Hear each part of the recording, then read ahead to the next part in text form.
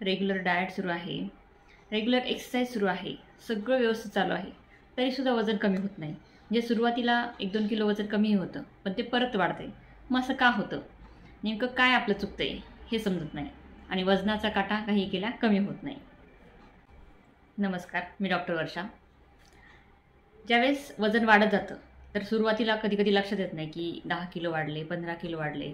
पण हा वजनाचा काटा ज्यावेळेस 100 ओलांडतो, त्यावेळेस आपल्या लक्षात येतं की आपल्याला बरेचसे त्रास सुरू होतात. चालता येत नाही, धाप लागते किंवा कुठलंही काम करण्यात उत्साह राहत नाही आणि मग त्यावेळेस लक्षात येतं की आपलं वजन खूप वाढले आणि अशा वेळी आपण वजन कमी करण्यासाठी प्रयत्न करतो. मग त्याच्यासाठी प्रॉपर गाईडन्स घेतलं जातं, पूर्ण छान डाएट घेतलं जातं, प्रॉपर डाएट सुरू होतं, त्याचबरोबर एक्सरसाइज आहे.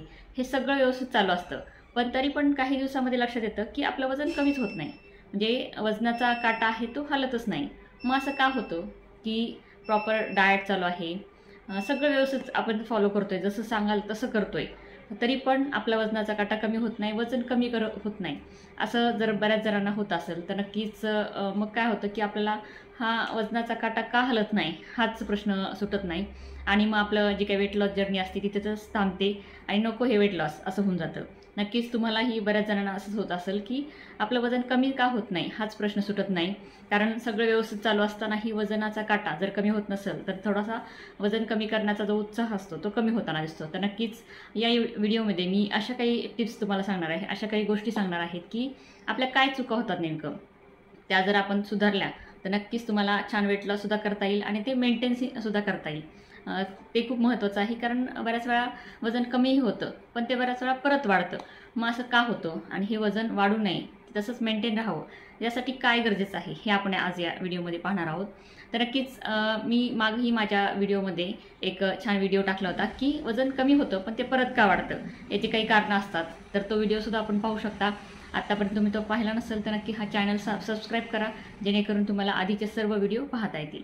नक्कीच हा व्हिडिओ शेवटपर्यंत पहा, कारण याच्यामध्ये अशा काही टिप्स आहेत की त्या तुम्ही जर रेग्युलर फॉलो केल्या तर नक्कीच तुमचं वजन कमी होणार आहे आणि ते परत वाढणार पण नाही.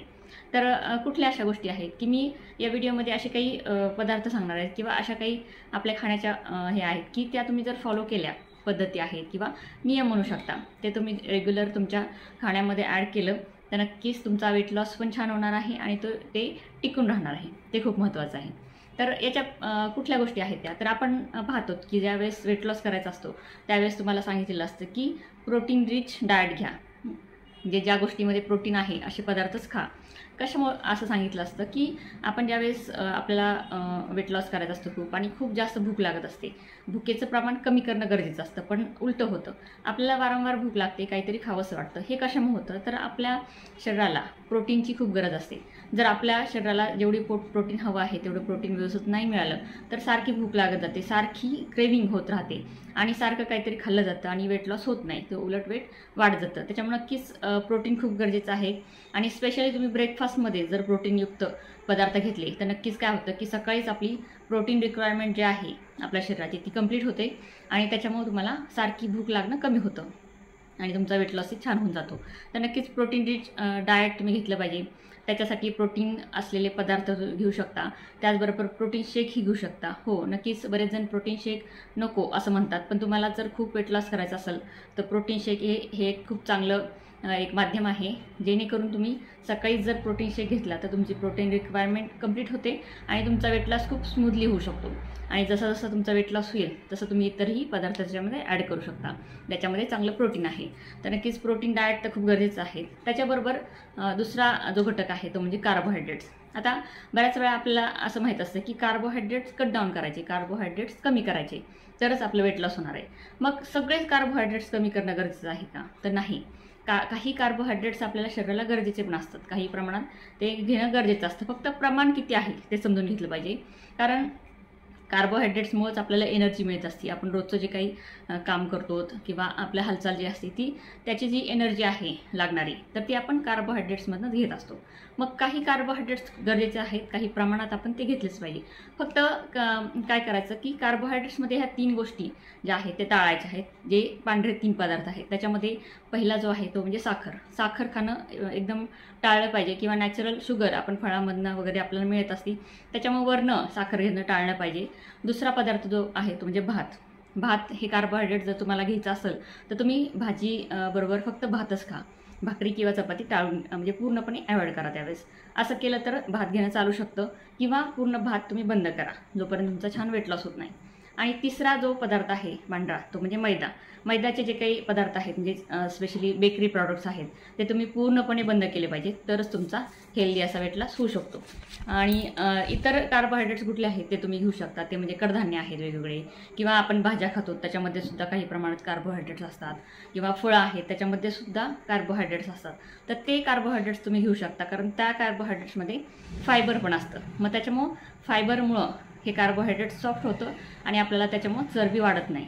त्याच्यामुळे नक्कीच कार्बोहायड्रेट्स घ्या, पण ते प्रमाणात त्याचं नक्की लक्षात ठेवा. त्याचबरोबर हे सगळं करताना आणखीन एक गोष्ट महत्त्वाची आहे ती म्हणजे फॅट्स. आपल्याला फॅट कमी करायचं आहे, चरबी कमी करायचं आहे, पण असे काही आपल्या अन्नामध्ये, अन्न घटकांमध्ये काही गुड फॅट्स असतात, काही बॅड फॅट्स असतात. तर बॅड फॅट्स जे आहेत आपल्याला माहिती, बॅड फॅट्स म्हणजे ते चांगलेच नसतात, तर ते टाळायचे आहे. मग ते कुठले आहेत, तर साधारणतः जे काही तळलेले पदार्थ आहेत, समोसा, वडापाव, हे जे चमचमीत आपल्याला आवडणारे समोसा वगैरे आहेत, तर ते बॅड फॅटमध्ये येतात, तर ते तुम्ही टाळले पाहिजेत. जर तुम्हाला खूपच खावेसे वाटले तर तुम्ही घरी तयार करा. एखाद्या 2 महिन्यामध्ये एकदा तुम्ही जर वडापाव घरचा खाल्ला तळलेला तर नक्कीच तो चालू शकतो, कारण ते आपण फ्रेश तेल वापरणार आहोत त्यासाठी.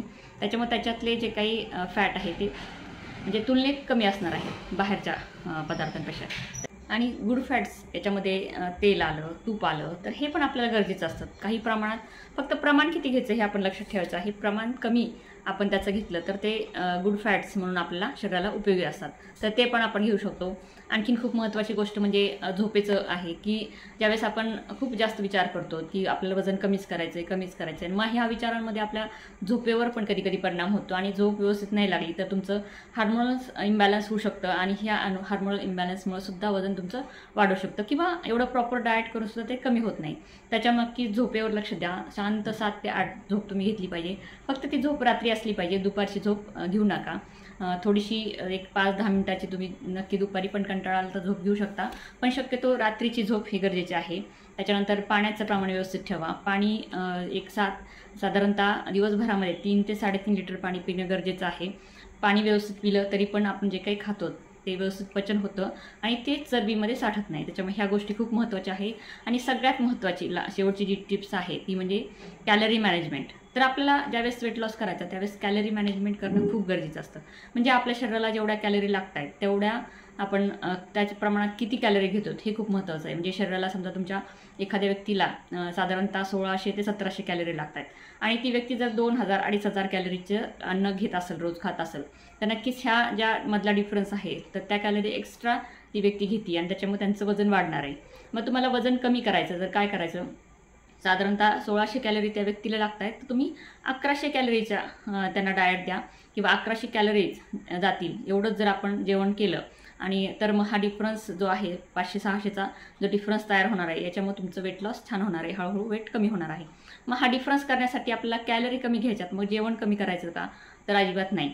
काय करायचं, आपण जर 2 पोळ्या खात असू तर त्याच्याऐवजी एकच पोळी घ्या ताटामध्ये, आणि त्या दुसऱ्या पोळीच्या रिप्लेस म्हणजे त्याच्याऐवजी तुम्ही भरपूर सलाड घेऊ शकता. काकडी, गाजर, टोमॅटो, बीट हे सगळं भरपूर तुम्ही खाऊ शकता, जेणेकरून तुमचं पोट भरणार आहे आणि कॅलरी मॅनेजमेंट होणार आहे. कारण कॅलरी मॅनेज करणं हे खूप गरजेचं आहे.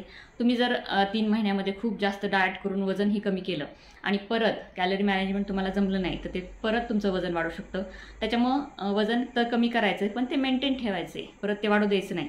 असं जर तुमचं ध्येय असेल तर नक्कीच कॅलरी मॅनेजमेंट शिकून घ्या.